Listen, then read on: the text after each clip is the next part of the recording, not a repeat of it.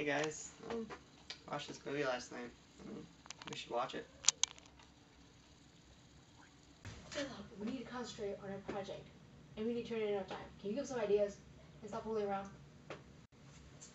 I can't think of anything right now. Let's just take a break and watch it.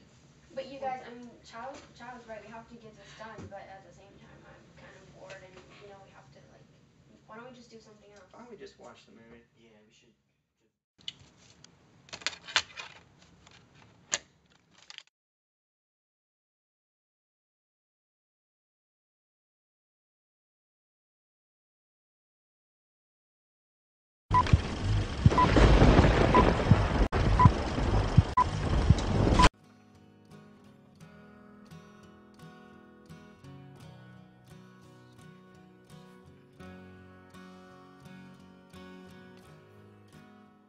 As technology becomes more and more advanced, people become worried about important issues which in great part relates to people's right to privacy both on and offline. Proposed in our existing laws such as the U.S. Patriot Act and the proposed SOPA/PIPA, which would have given the government control on what people in the United States could and could not do and watch on the internet, had many people wondering about the role that our government plays in our privacy in regards to technology. Can you imagine your own reaction at knowing that every time you type something on your computer or send a text or on your cell phone, a hacker in a small little office could be reading and taking note on everything you are saying? President George W. Bush signing into law the Patriot Act.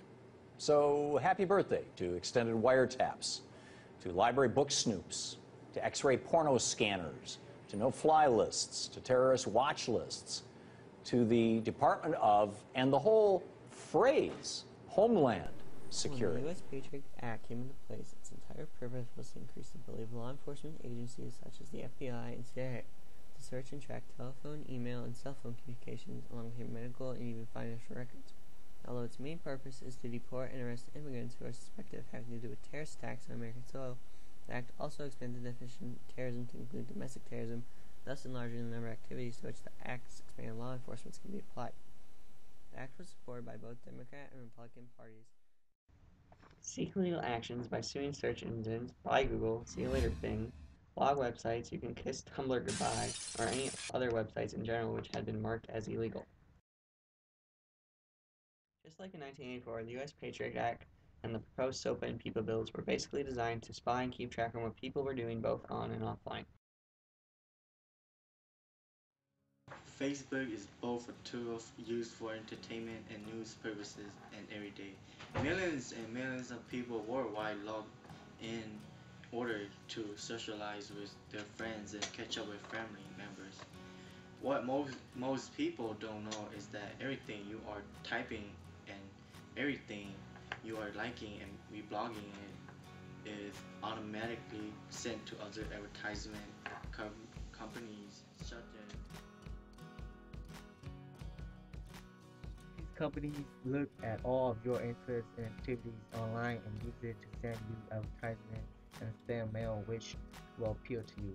How many times have you gotten a random email or sale going on at your favorite store? Do you ever sign up or ask for a subscription? Most of the time, no. And have you ever been slightly curious about the way in which people gain this information about you? Facebook, for example, has the capability to track every single website you visit while you are logged into your account. Some members of Congress are calling for an investigation of Google for secretly tracking iPhone users all over the internet, even users who thought they had blocked that kind of surveillance. John Blackstone spoke with the man who uncovered what Google was doing. Jonathan Meyer, a grad student at Stanford University, was doing research on internet privacy when he discovered the computer code that let Google bypass user privacy settings. The list just goes on and on. And if you went to these sites and thought you were there privately, you weren't. That's right. Most iPhone and iPad users access the internet through Apple's Safari browser, which automatically sets up a barrier to keep out tracking programs from third-party advertisers. Google found a way to secretly get through that barrier, letting the advertisers flow in and tracking information flow out. the technology we were looking at involves taking what Google learns from organizing your information and using that to enrich their advertising content on non-Google websites. Google's slogan, "Do no evil." Is this evil? I think it raises questions about evil. I hesitate to give a bright line response on the evil or not. I think if evil includes negligence or gross negligence, then this is evil. In a statement, Google insists the tracking codes it planted do not collect personal information, and that it didn't anticipate this would happen when it made changes to improve access to Google features on Safari. Tracking users' online habits is the most valuable information internet companies and advertisers can get. John Simpson, a consumer advocate, says user preferences and information are what Google is selling. Don't think of yourself as Google's customer. You are Google's product. And when you go online, do you turn all the privacy settings up full? For sure. I think it's pretty absurd. You shouldn't need a PhD in computer science to be able to protect yourself. Meyer says his research here at Stanford University shows that what we used to call spyware is now standard business practice on the internet. And Scott, Google says it's now removed the code that created that privacy loophole. User beware. John, thank you very much. Facebook is a website where people can interact with each other and talk about their interests. People must keep in mind that everything they post and everything they like can be used to keep permanent tabs on their online activities.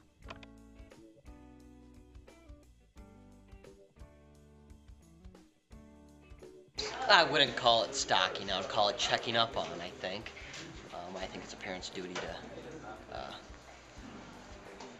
always watch out what their kids are doing and what their kids are getting into. Well, first I probably wouldn't call it stalking because they are family. I think that if a child is under the age of 18 or in high school or middle school or even younger, that parents have every right to monitor their child's Facebook.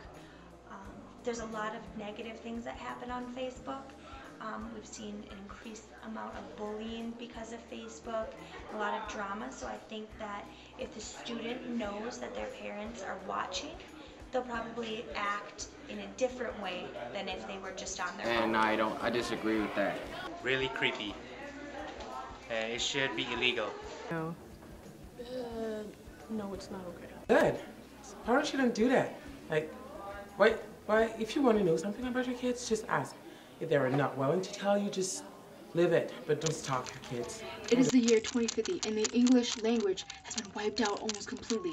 The only people who dare to speak it are the pros and certain party members that are tired of the horrible rule which Little Brother leads. Many years ago, Goldstein and the father of rebellion united with many others against Big Brother, and his legacy has been passed on among those who hope for a better tomorrow. A video has been made by a group of individuals who are part of the resistance that has come out. And their stories tell the truth about the place known as America, a place who tried to censor, spy, and cheat on its people, a place who tried to implement laws such as SOPA, PIPA, and the U.S. Patriot Act.